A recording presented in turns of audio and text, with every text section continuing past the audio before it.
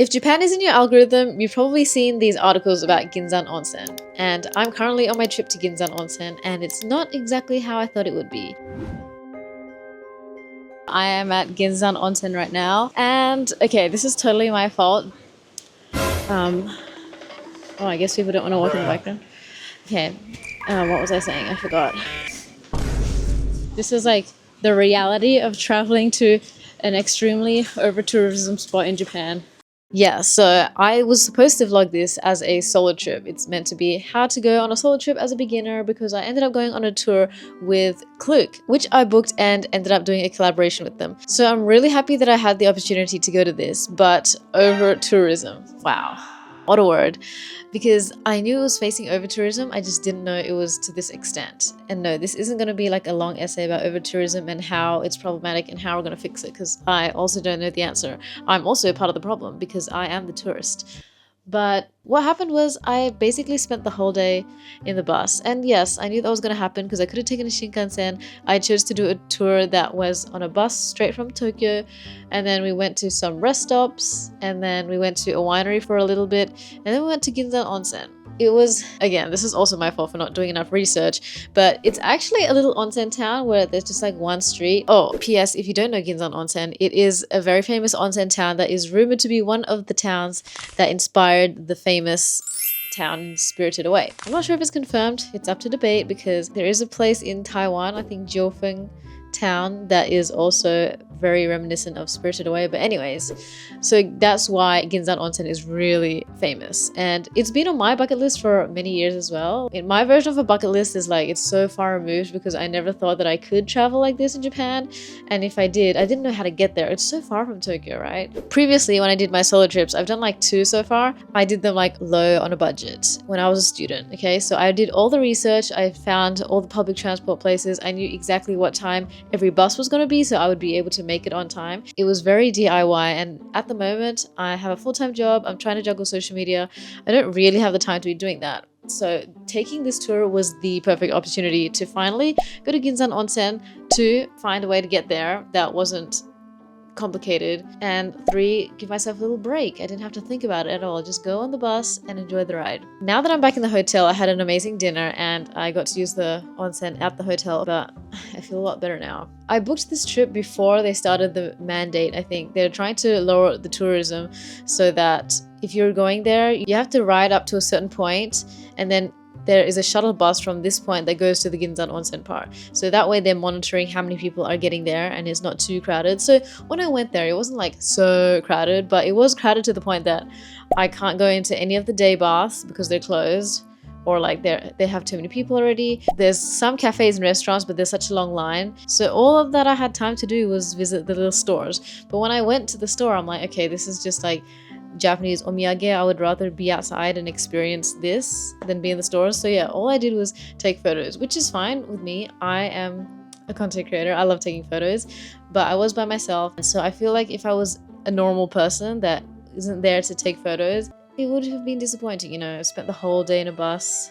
I'm trying to picture it from the perspective of someone who's like saved up their money for this trip, and it's supposed to be like this, finally I get to go to this amazing place, right? Yeah, I'm just left feeling disappointed, because if I do want to actually experience Ginzan Onsen like the real way, I have to book a place there in advance, and who knows how expensive it's going to be, right? I don't know how it got that popular. Like, I know Spirited Away is popular, but to this level, I'm surprised. I am not knocking Klook, by the way. I am so grateful that I even got to go on this experience. Like, how maddening would it be if I did all of this and I did all the research, I organized the transport, and then I was this disappointed, you know? Like, at least on this trip, I turned my brain off. Grateful that I got to see Ginzan Onsen in the flesh, just didn't get to go in the onsen. So it kind of felt like a facade, you know, when you go to like Hollywood and you just like look around at the buildings and you don't actually do anything. You're just like, oh, okay, so they filmed this movie here. Great. That's what it felt like. It was super over tourism. Like, now I know what it feels like. I will say one thing, I got the perfect weather, you know, the fact that it did start snowing and I got this amazing aesthetic video. I feel a little bit guilty that I'm posting an aesthetic video, even though like I didn't have the best time, but it does look beautiful, and I'm so like, at least out of all of this travel, at least I got those amazing clips. Does this sound out of touch? I don't know. The whole point of this video was basically warning you guys, like if you want to go somewhere that is warned for having over tourism, be prepared to go there, just take some photos. You can still enjoy it as much as possible, which I am still doing. Like I'm not going around telling people don't go here.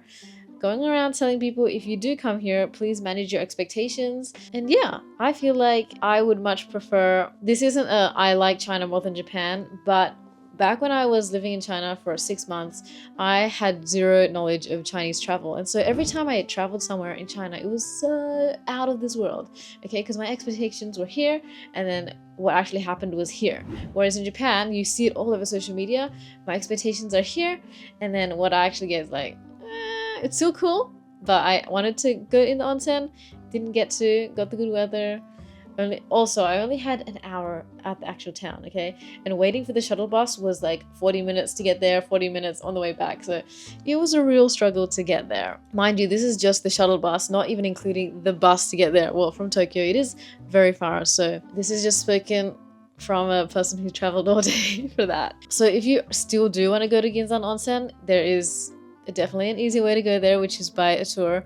By the way, it says Chinese/English speaking guide, and it said that there's a Chinese and English guide, and so I was under the impression that they were going to speak in English as well, but the whole thing has just been in Chinese. And thanks to the fact that I am like kind of practicing my Chinese speaking, I don't really mind. But if it was some random language, like if I went on this tour and then it ended up being Korean, I would be so mad. Like, it was so expensive. Yeah, something you should keep in mind. So I will link the information down below. You can use my code, you get up to 8% off. This is not a sponsored video, by the way. I'm just letting you guys know if you want to use the code, because it works on anything. But yeah, I know I feel a little bit guilty, but I hope you don't mind this kind of video. Just wanted to come and rant a little. This is probably what I would do. I was really excited to vlog this, and now that I'm like on the YouTube grind, I'm like, yeah, this is gonna be my first travel vlog. And I literally sat in the bus the whole time, so I couldn't vlog anything. The fact that I could get this video out and it's somewhat educational, I'm gonna call it a win.